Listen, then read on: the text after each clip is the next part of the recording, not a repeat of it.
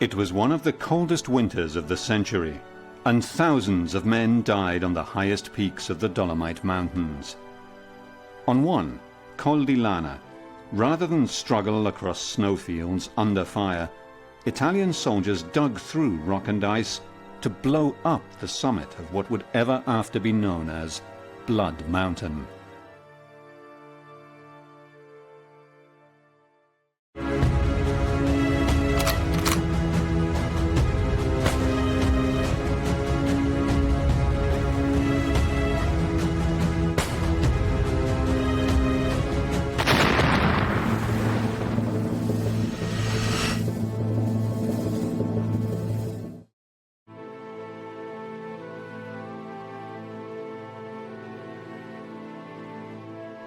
This is Col di Lana, the high peak in the Dolomite mountain range that earned the grim name of Blood Mountain after thousands of men died in frontal attacks and the biggest underground explosion of this First World War front.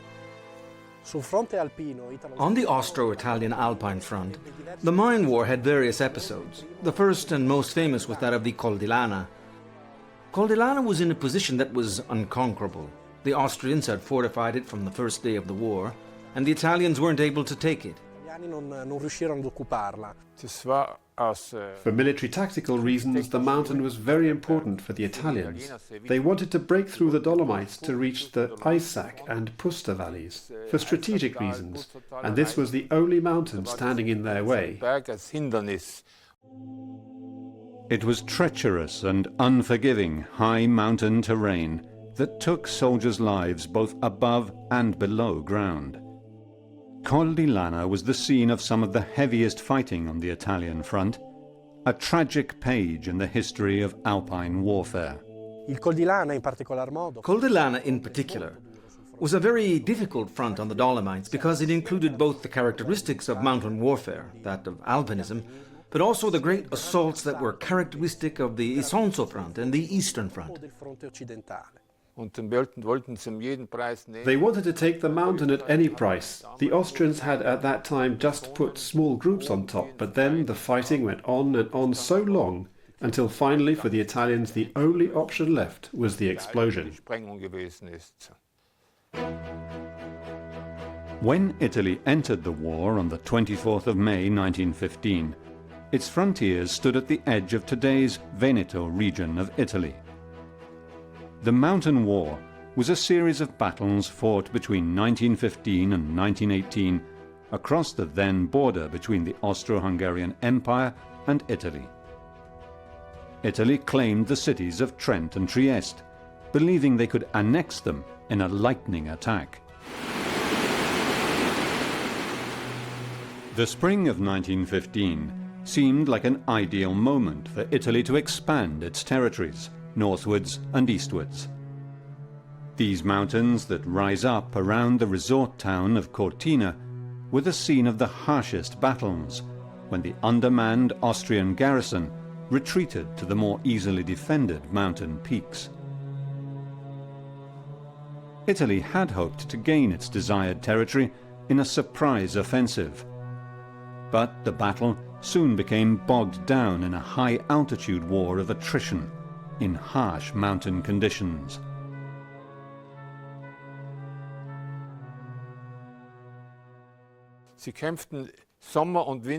They fought in summer and winter, mostly in bad weather, when they couldn't be seen and they could storm.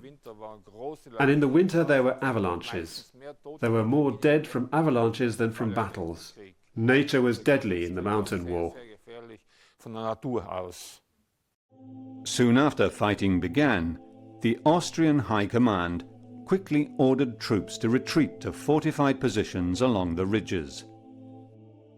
Col di Lana overlooked 3 key mountain passes, and so it was a crucial outpost for controlling the strategic valley of the Adige River and the road to Innsbruck. It became the high ground that each side absolutely had to have. Andy Hawkins and Julia Richardson are archaeologists of the British Durand Group, specialised in exploring the tunnels of the First World War. They have come from England to explore the vestiges of the largest controlled explosion in Italy from that era, the Col di Lana mine. They start their tour with the same view of the mountain that the Austrian artillery had. They meet up with their local guide, Paolo Tassi. Ciao. Buongiorno. Buongiorno. Col di Lana is located in the northeastern corner of Italy, close to what was the frontier with Austria at the time. Paolo will take them as far as he can by Land Rover. During 1915-1916, Italian troops from 6 regiments and several specialized battalions tried over and over again to storm the mountain, which was defended by both the German Außenkorps and later by Austrian regiments. One of the leaders of the Italian assaults was Giuseppe Garibaldi II, known as Peppino. The Australian-born Garibaldi was an Italian patriot and revolutionary, the grandson of Giuseppe Garibaldi, a central figure in the Italian Wars of Independence. Anita Garibaldi is the great-granddaughter of Giuseppe Garibaldi. Uncle Peppino felt overwhelmed by his Garibaldi ancestry. It was only natural, because he was his grandson. They were very close. She remembers many of the war stories told by her Uncle Peppino and her father, who also fought in the battle. Allora, questo qui in centro è zio Peppino. This one here in the center is Uncle Peppino, and this last one, here on the end, is my father, who was still a young man. He's just a boy here. And this is Uncle Sante, and Uncle Ricciotti, and Uncle Menotti, and they are all together, you see. They have the black band on their arms, because they were grieving the loss of 2 of their brothers. Like his grandfather, Garibaldi II was a hardened warrior, having fought alongside the Greeks in 2 different wars, as well as conflicts in South America. He served with the British Army in the Boer War and as a colonel in the Mexican Revolution. If there was an impossible battle to wage, Garibaldi was the man to do it. As far as Col di Lana is concerned, I think it was a battle that was very important for him, especially given his perspective on life. For my father, it was almost as important, because he was almost killed. The mountain was defended by German soldiers and elite Austrian Kaiserjäger troops, with the backup of the most modern rapid-firing artillery Germany had available. But Garibaldi and the other Italian units had only a small number of antiquated pieces. The frontal attacks up the ridges that led to the summit were literally suicidal. Between July and October 1915, no less than 15,000 Italian soldiers were killed or wounded. However, when the elite German units were sent to the Balkan front in August 1915, defending the mountain fell to the Landesschützen and Kaiserjäger. One of the young officers was Oberleutnant Anton von Tschurchenthaler from near Bolzano. He was commander of the 6th Company of the 2nd Tyrolean Kaiserjäger. He was a personality, a strong personality. He was nice and everybody liked him, but he was through and through a gentleman and an officer. Anton von Tschurchenthaler was to be the protagonist of one of the greatest tragedies of the White War in the high Dolomite mountain range. Summer 1915. Italy had been at war just 3 months, and infantrymen from all over the country flocked to the front. As the Italian army mobilized in patriotic spirit, military logistics proved difficult. In the summer of 1915, the Italians went into the Great War with a Carcano 1899 rifle, a rifle that was advanced at the time. It had a magazine of 6 shots, and at the time the Austrians had only 5. The Italians had a knapsack for the hand grenades and also for personal use, for rations, and a backpack full of all the equipment they needed, their mess kit, shovels, pickaxe, bayonet, which, with all these things, weighed over 20 kilograms. Piccone, baionetta, pesava oltre 20 kg. Discover the past with exclusive military history documentaries and ad-free podcasts presented by world-renowned historians, all on History Hit. Watch them on your smart TV or on the go with your mobile device. Download the app now to watch everything, from the gripping story of the Band of Brothers to Operation Barbarossa and D-Day. Immerse yourself in the dramatic stories of this remarkable era by signing up via the link in the description. Hundreds of thousands of soldiers were drafted from all over the country and organized into brigades of 2 regiments each, often with no military training. Questo è un tipico fante italiano del 1915. This is a typical Italian infantry soldier from 1915. Dressed in a grey-green uniform, equipped initially with only a soft hat. The helmet was given to the infantry soldiers only after a year of war. This helmet, the Adrian model, was inspired by the helmet of the French firefighters. Only in 1916 were the Italians able to produce their own helmet, which was based on the Adrian model. The Italian army was mobilized so quickly that much of the war manufacturing was based on quantity, not quality. Italian soldiers were only given 1 pair of socks, so these wool wraps became a critical part of the uniform. Another disadvantage of the Italian military, and in particular the equipment of the Italian infantry, were their shoes. The material the Italian shoes were made of would disintegrate. In fact, a lot of witnesses from the time described them as seemingly made of cardboard. Like most armies on the Western Front, the Italian High Command failed to understand how technology had changed the face of war. The machine gun, which proved decisive on the First World War battlefields, was a fairly primitive device when war began in August 1914. The machine gun had different inventors, but the most famous machine gun was created by Hiram Maxim, an American, who had simply studied a specific mechanism by which, by keeping the trigger pressed down, one could shoot the weapon, taking advantage of the energy of the recoil. Hiram Maxim must have earned a lot of money, as afterwards he was the first to build a machine gun that was truly adapted for practical use. The weapon was distributed in much of the world. The Maxim system was chosen by the Russians, the Swiss, Balkan countries, and of course, Germany. The machine gun recovered the gas from each shot to recock the firing pin and reload a new round automatically. Early water-cooled designs fired up to 600 rounds a minute. Artillery was the main new devastating element of modern warfare. Dozens of new kinds of rapid-fire cannons and mortars were being developed. These modern weapons killed thousands during early frontal attacks.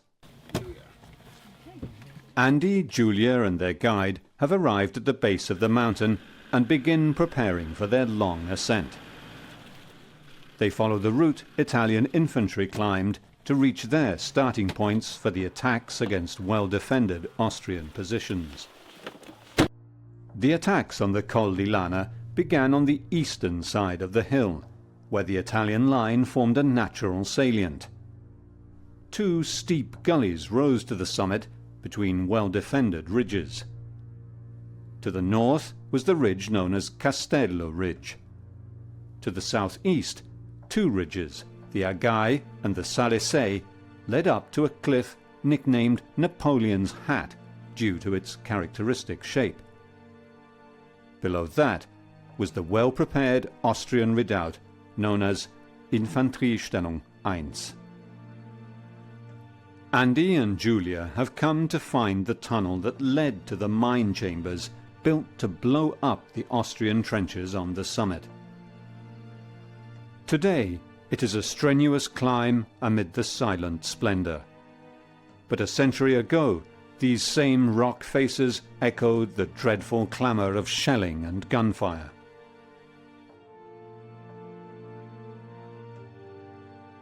you've only got to look at the terrain, haven't you, and see that to try and take, entrenchments that are well defended, well prepared, you're talking maybe 10, 20 times the number of men.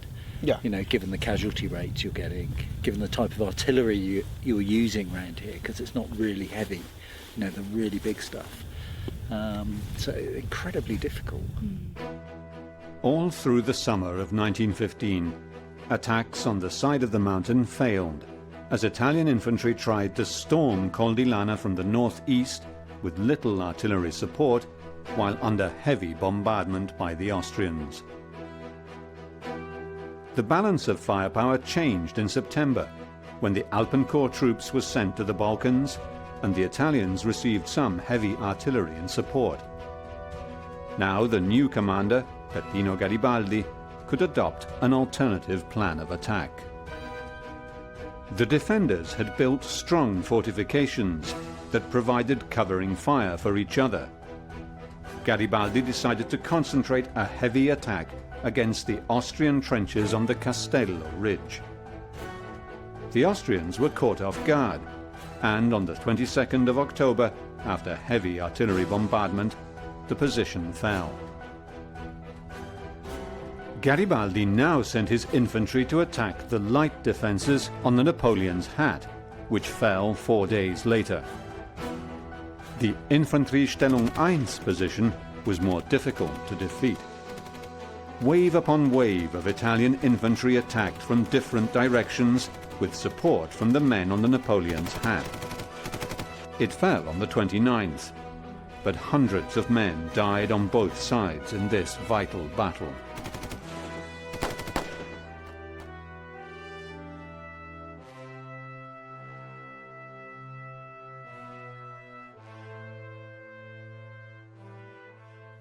Andy and Julia have reached the base of the Napoleon's Hat, the location of the heavily defended Infanteriestellung 1.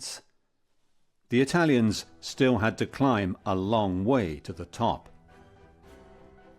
Every time the Italian infantry attacked, it was open to massive enemy artillery fire. But slowly they moved up the mountain, building temporary shelters in the rock. On the 8th of November, they were at the barbed wire defences of the summit and began cutting them. Infantrymen poured into the Austrian trenches, but Italian losses were so heavy that they could hold them for a few hours only.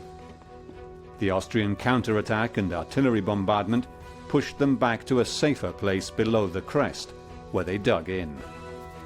The successive attacks continued up the two ridges to the summit, where the Italian infantry dug a trench to protect their supply line from enemy fire. The carnage during the assaults on the summit was horrific, with hundreds of men dying each time.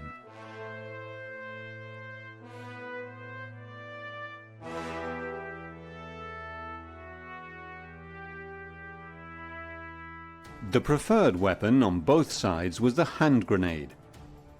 The Italians had adopted primarily the Mills bomb type of grenade, while the Austrians mostly used the long-handled German type. Both used a timed fuse that gave the infantrymen 4 seconds before it exploded. Small mortars fired from the defending trenches cut down attacking units, which were also exposed to artillery fire. By December 1915, there was no more movement on the hillside. The worst winter of the century was setting in. Anton von Tschurchenthaler was a young commander of a company of Kaiserjäger, local soldiers from South Tyrol recruited to defend their homeland. He had 250 men under his command, including infantry, artillery, and sappers. The majority of the men were Standschützen. They are the protectors of the homeland. But most of the good regiments were already sent to Russia, and at that time it was only the young under 18 and the oldest ones. So sometimes grandsons and grandfathers were fighting together, while many of the other soldiers were fighting and dying in Galicia.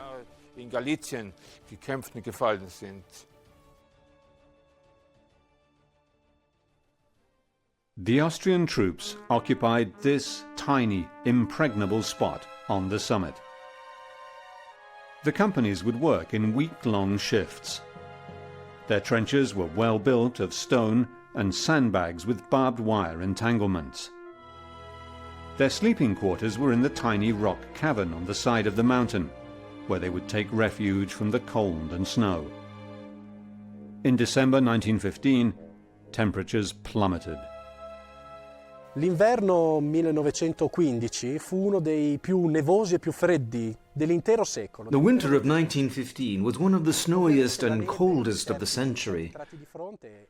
Obviously, the snow was an enemy, even worse than the human adversary in flesh and blood. The avalanches were a daily problem for Austrian and Italian soldiers, and often the avalanches were created like a mine by the opposite side, and explosions were used to set them off and to make things difficult for the enemy. Per mettere in difficoltà con esplosioni l'avversario. The harsh winters of World War I killed 60,000 Italians and Austrians, all told. The cruelty of nature nearly outweighed the cruelty of war. After dozens of futile frontal attacks, the local Italian commander decided it was now time to rethink the campaign. January 1916. The Italian infantry had dug in under the crest of the Col di Lana, which was held by the Austrian infantry. Although now reduced to a small garrison of 200 men, by occupying the summit, the Austrians could still direct artillery fire onto Italian troops in the surrounding valleys. They had a strong supply line going backwards to Mount Kiev, while their attackers still had to bring in equipment and food along the covered trench they had carved in the rock. As Andy, Giulia and Paolo make their way up the Italian supply trench, it becomes clear what a difficult task it must have been for soldiers on both sides. They follow the trenches up the crest of the mountain.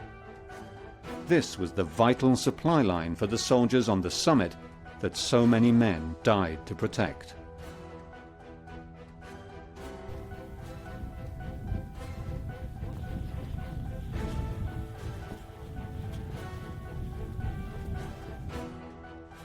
Frustrated by their inability to take Col di Lana by storm, the Italians brought one of their best engineers to the front to plan a different kind of attack, this time from underground.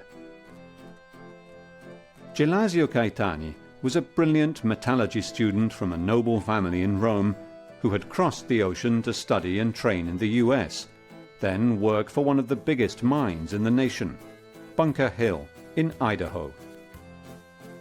When World War I broke out, Caetani decided to head back to Italy, where he volunteered to fight.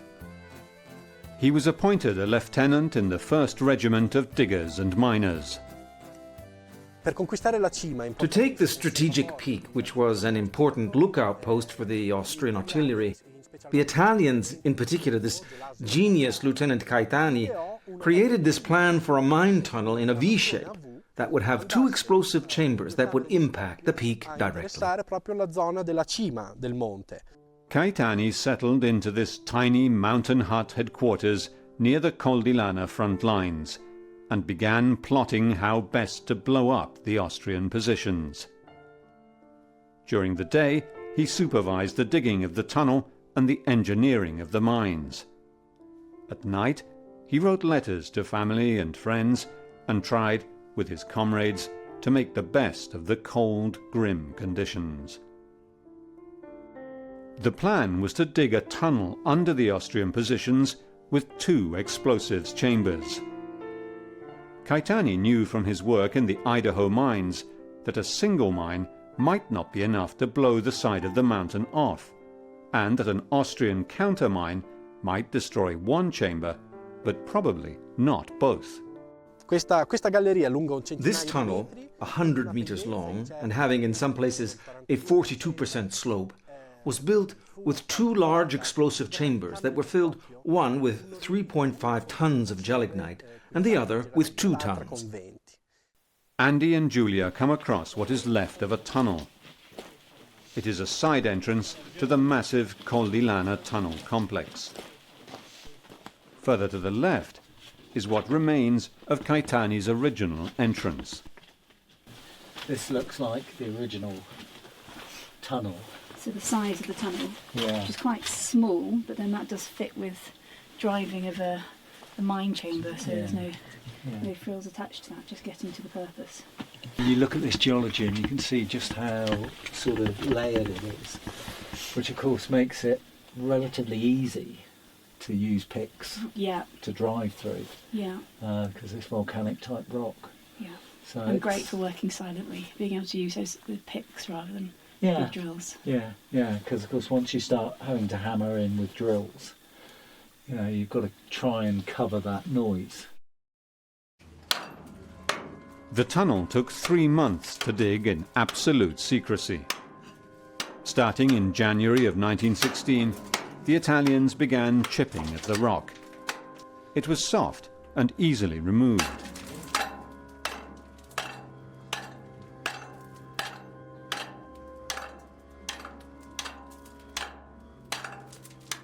But you've got all the spoil to get out. Of course, yeah. You can't let them see these big piles of spoil because it's particularly against the snow. It's going to stand out. Yeah. They're going to immediately know what's going on. Yeah. No matter how quiet you're picking. So to counter that, basically the Italians would pack it into sandbags, and the sandbags would go down the trench. The trench we that just walked came up. Yeah. Yeah. So it's about that deception, really. Gli italiani adoperarono 1000 accorgimenti per non destare l'attenzione del nemico. The Italians had many ways of not exposing themselves to the enemy, such as disposing of the debris and spoils that were coming out of the tunnel, because these spoils outside of the tunnel would have muddied the snow and alerted those on the summit that there was something going on further down the mountain. L'austriaco sulla vetta, che c'era qualcosa di grosso in lavorazione più a valle. The Austrian garrison was well placed to defend the summit, with a protected supply line from the next mountain down, Mount Siev. Regularly relieved, morale was high, and the troops were confident that they could hold out for a long time. However, Austrian observers from overlooking positions could see the Italian activity, and soon suspected that a tunnel was being built.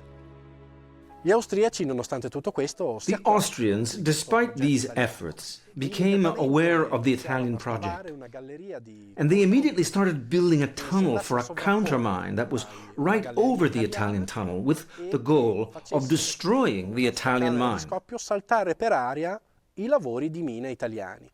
Ist von oben aus schon ein sehr guter Einblick hinunter gewesen, weil ein Berg so hinab. From above, there was a very good view of below, because that is how the mountain was situated. But there were so few troops that the Italians could get close. But they could not take it, until in the end the explosion became the only option. It was the first time an occupied mountain peak was taken by explosion. Aber das war die erste Sprengung, also die erste Eroberung eines Berges mittels einer Sprengung. The desperate search for the Italian mine began, and the Austrian engineers began digging a counter-mine shaft down towards the Caetani tunnel. The more noise you make, the easier it is to triangulate your position in height and depth. So you would take sort of 2 or 3 readings from different positions up on the mountain, and you'd triangulate down. Right, and then you'd start your countermine heading in that direction. Yeah. And the trick is to get the countermine close enough, but not to actually break through.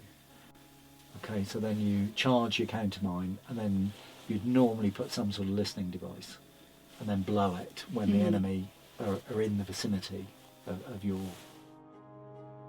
The early tunnelling techniques were rudimentary, so the noise and vibrations of the digging were often detectable using simple devices, such as listening or watching for ripples in pans of water. Later, stethoscopes were used. The British soldiers on the Western Front would later be equipped with the geophone, a double stethoscope which allowed the triangulation of vibrations between 2 amplifying plates. I think the decision then made to undermine, and mine blown in April? April, yeah. Yeah, so what you've got is sort of 3 months, 3.5 months of basically digging up. Hard work. Hard work.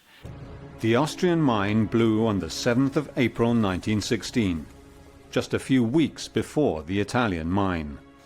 Gli austriaci in tutta fretta approntarono questa galleria e la fecero scoppiare, ma era troppo The Austrians very quickly built this tunnel and blew it, but it was too deep and it didn't damage the Italian tunnel. The explosion caused the death of 4 engineers who found themselves inside the tunnel and died of suffocation from the gas of the Austrian explosion.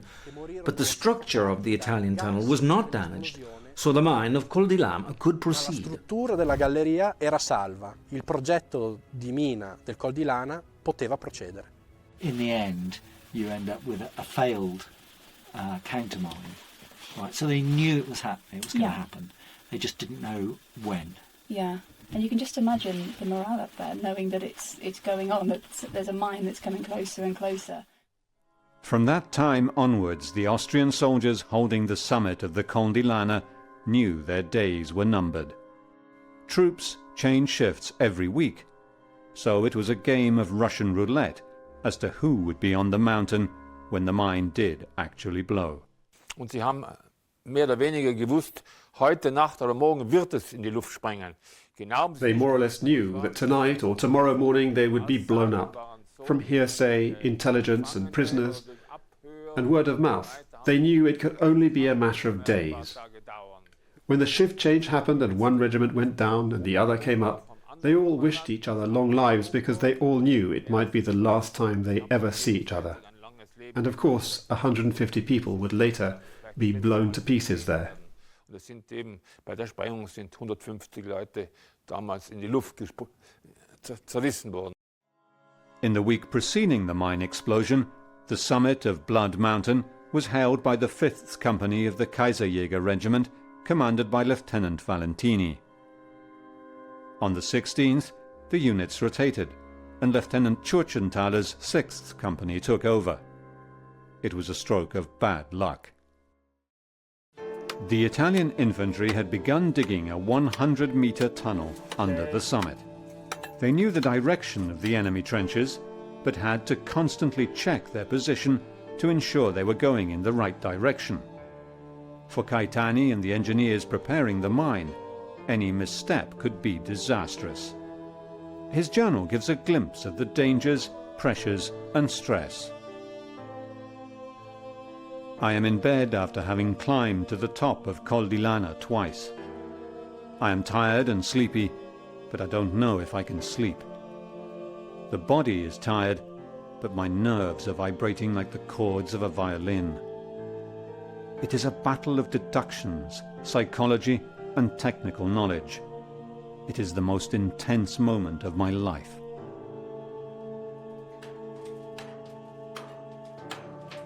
Digging using picks was laborious work, but at times the Italians came across harder rock and had to turn to explosives. In order to cover the sound of the explosive charges, they called in artillery fire to confuse the Austrian defenders. Every move was calculated to deceive. So as not to let the enemy know about these explosions, these operations were often coordinated with intense artillery fire to confuse the enemy, who were often using listening devices on the ground. L'avversario che attento, molto spesso, con dei sensori auscultava il terreno.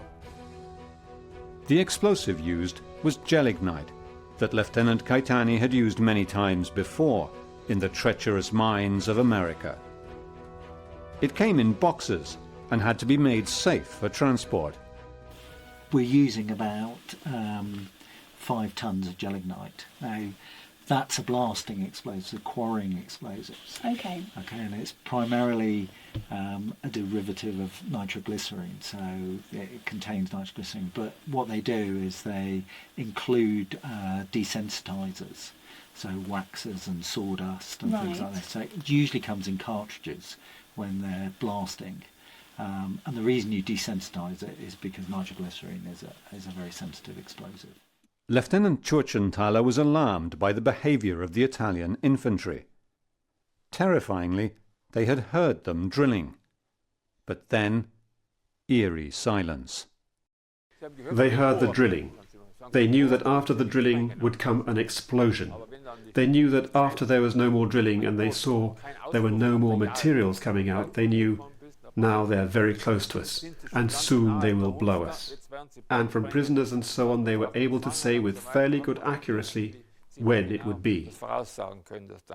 Churchenthaler withdrew as many of his troops into the cavern as he could, leaving only a few sentinels outside to watch the enemy activity. He knew a massive attack was being readied and sent a runner down the mountain to the nearby headquarters, pleading for reinforcements. After months of meticulous planning, engineering and digging, the moment had finally come to blow Col di Lana. We can barely breathe. If the fan breaks, we are lost. We can hear the enemy walking overhead, picking. Everything is being done in absolute silence. We are even barefoot, so as not to make any sound. But the work is finished. I will alert the division. It is time for action. Engineer Caetani closed the mine chamber with sandbags, an operation known as tamping, in order to force the explosive energy upwards. At 11:35 p.m. on April the 16th, 1916, Engineer Caetani gave the signal. There was a moment of silence that seemed never-ending, and then a deafening detonation as the mine blew apart the mountain. Lo scoppio fu talmente potente che chi osservava da lontano la cima del Col di Lana. The explosion was so powerful that you could see it from afar. It seemed for a moment a true volcano. Many of the residents of the Val Badia below, many kilometers away from Col di Lana, said they could feel the explosion shake their homes. Raccontarono che lo scoppio fu percepito nettamente fin nelle loro abitazioni. Rocks and debris were sprayed high into the night sky. Earth and boulders rolled down the mountain's flanks into the valleys below. For Caetani and his men, the moment immediately after the blast was terrifying. For a moment, my heart trembled. I thought we were all buried alive. But no, the entry of the tunnel had only been a third closed. And in that very moment, our artillery opened heavy fire on the right side of Col di Lana. Lieutenant Churchenthaler described it like this. The mountain trembled as if it was going to collapse on itself. Everyone tried to get out. In vain. Rock masses and other material had blocked the lower entrances. We were prisoners. The tunnel entrance was quickly reopened, but the tremendous artillery fire made it impossible to exit. Anybody who risked going out would have faced certain death. A part of the mountain collapsed with the soldiers on it. The ground was littered with bodies. At least 150 of Churchenthaler's men had been blown to bits. They were waiting for death, because no one knew exactly when the explosion would be. They were on top of the peak and under the peak. On the peak there was a tiny group of 250 men, and under there were 50, 60 in a cavern. And they were stuck in a cavern. The survivors of the small garrison were packed into the cavern with Churchenthaler. They were alive, but they could hardly breathe, and he knew they could not hold out for long. I think it was an emergency decision.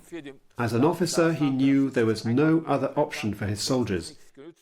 He knew that if they stayed shut in that cavern, they would lose all their oxygen. The Austrians trapped with Churchenthaler under Col di Lana were prepared for their last fight.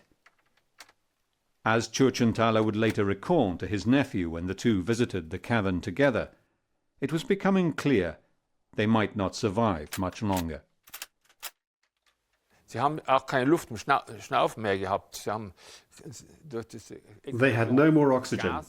The gas went in from the explosion and they tried using clothes and blankets to wave the gas out, but it was useless. They knew they were going to run out of air. wären sie in die Luft gegangen. The Italian infantry swarmed into the Austrian trenches, while the dozens of survivors remained barricaded in the small cave. Their commander had to make a snap decision, one that would save the lives of his men. Es hätte gar keinen Sinn gehabt. It would have made no sense to stay. They were 80 men in a hole. It was so small. I have no idea how 80 men could have fit in there. For anyone going out, it would have been a suicide, because it would have taken just one Italian to throw a grenade in, and they would have all been blown sky high. He made a decision, as a commander, to take off his weapons and to go tell the Italians, "We are surrendering. We have no more will to fight." Keine Möglichkeit mehr zu kämpfen. It was time to surrender. Churchenthaler led his troops out to where the Italian infantry waited and handed over his weapon. They were taken prisoner and led solemnly down from Col di Lana.